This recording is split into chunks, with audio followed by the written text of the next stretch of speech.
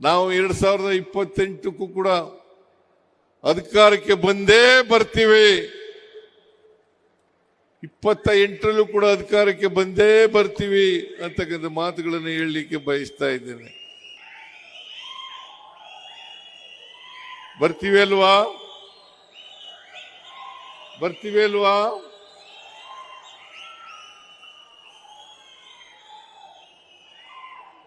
ಎರಡ್ 2028ಕ್ಕೆ ವಿಧಾನಸಭಾ ಚುನಾವಣೆ ನಡೀತದೆ.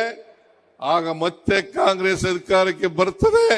ಈ ರಾಜ್ಯದ ಅಭಿವೃದ್ಧಿ, ಸರ್ವತೋಮುಖವಾದಂತಹ ಅಭಿವೃದ್ಧಿಯನ್ನ ಮಾಡ್ತಕ್ಕಂಥ ಕೆಲಸವನ್ನ ಮಾಡ್ತೇವೆ ಅಂತಕ್ಕಂಥ ಮಾತುಗಳನ್ನು ಹೇಳಲಿಕ್ಕೆ ಬಯಸ್ತಾ ಇದ್ದೇನೆ. 28ರಲ್ಲಿ ನಾವು ಕೊಡ್ತಕ್ಕಂಥ ಪ್ರಣಾಳಿಕೆ, ಆ ಪ್ರಣಾಳಿಕೆ ಈ ರಾಜ್ಯದ ಆರ್ಥಿಕವಾಗಿ, ಸಾಮಾಜಿಕವಾಗಿ ಬೆಳವಣಿಗೆಗೆ ಮತ್ತು ಎಲ್ಲ ಜನರು ಕೂಡ ಶಕ್ತಿ ಕೊಡ್ತಕ್ಕಂಥ ಕೆಲಸವನ್ನು ನಾವು ಮಾಡ್ತೇವೆ ಅಂತಕ್ಕಂಥ ಮಾತುಗಳನ್ನು ಈ ಸಂದರ್ಭದಲ್ಲಿ ಹೇಳಲಿಕ್ಕೆ ಬಯಸ್ತಾ ಇದ್ದೇನೆ. ನಮ್ಮ ಉದ್ದೇಶ ಕರ್ನಾಟಕ ರಾಜ್ಯವನ್ನ ಸರ್ವ ಜನಾಂಗದ ಶಾಂತಿಯ ತೋಟವನ್ನಾಗಿ ಮಾಡಬೇಕು. ಕುವೆಂಪು ಅವರು ಹೇಳಿದರು, ಸರ್ವ ಜನಾಂಗದ ಶಾಂತಿಯ ತೋಟ ಅಂತೇಳಿ. ಆ ರೀತಿಯಾಗಿ ಮಾಡಬೇಕು. ನಮ್ಮ ಸಂವಿಧಾನದ ಮೂಲ ತತ್ವಗಳೇನಪ್ಪ ಅಂತಂದ್ರೆ ಸ್ವಾತಂತ್ರ್ಯ, ಸಮಾನತೆ, ಭ್ರಾತೃತ್ವ. ಇದು ನಮ್ಮ ಮಂತ್ರಗಳು ಅಂತಕ್ಕಂಥ ಮಾತುಗಳನ್ನು ಹೇಳಲಿಕ್ಕೆ ಬಯಸ್ತಾ ಇದ್ದೇನೆ.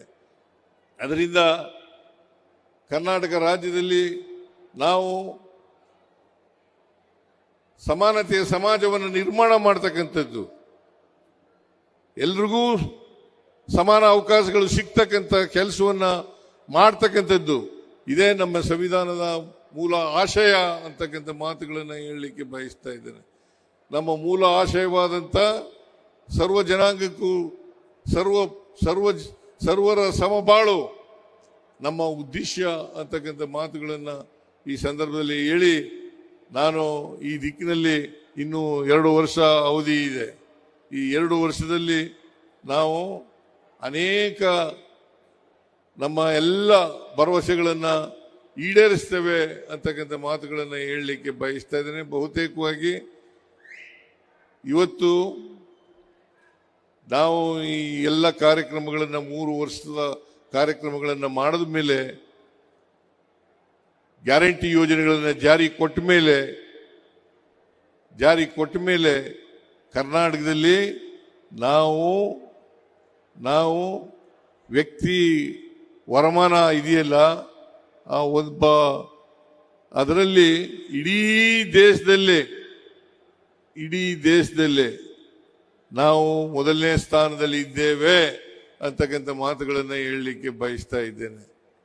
ಅದರಿಂದ ಈಗ ನೋಡಬೇಕು, ಇಡೀ ದೇಶ GST ಬೆಳವಣಿಗೆಯಲ್ಲಿ 7.4% ಬೆಳವಣಿಗೆಯನ್ನು ಕಂಡಿದ್ರೆ, ಕರ್ನಾಟಕದಲ್ಲಿ ನಾವು 8.1ರ ಬೆಳವಣಿಗೆಯನ್ನು ನಾವು ಕಂಡಿದ್ದೇವೆ. ಇದನ್ನ ಏನು ತೋರಿಸುತ್ತೆ ಅಂತಂದ್ರೆ ನಾವು ದೇಶದ GSTಗೆ ಸಾಕಷ್ಟು ಕೊಡುಗೆಯನ್ನು ಕೊಡ್ತಾ ಇದ್ದೀವಿ. ಮತ್ತೆ ಆರ್ಥಿಕವಾಗಿ, ಸಾಮಾಜಿಕವಾಗಿ ನಾವು ಇಡೀ ದೇಶದಲ್ಲಿ ನಾವು ಉತ್ತಮ ಸ್ಥಾನದಲ್ಲಿ ಇದ್ದೇವೆ ಅಂತಕ್ಕಂಥ ಮಾತುಗಳನ್ನು ಹೇಳಲಿಕ್ಕೆ ಬಯಸ್ತಾ ಇದ್ದೇನೆ. ಅದರಿಂದ ಆರ್ಥಿಕವಾಗಿ, ಸಾಮಾಜಿಕವಾಗಿ ಇಡೀ ದೇಶದಲ್ಲಿ ನಾವು ಬಹಳ ಉತ್ತಮವಾಗಿದ್ದೇವೆ ಅಂತಕ್ಕಂಥ ಮಾತುಗಳನ್ನು ಹೇಳಿ, ಬಿಜೆಪಿಯವರು ಏನು ಪ್ರಚಾರ ಮಾಡ್ತಾ ಇದ್ದಾರೆ, ಅಪಪ್ರಚಾರ ಮಾಡ್ತಾ ಇದ್ದಾರೆ ನಮ್ಮ ಮೇಲೆ, ಆ ಅಪಪ್ರಚಾರಗಳು ಎಲ್ಲವೂ ಕೂಡ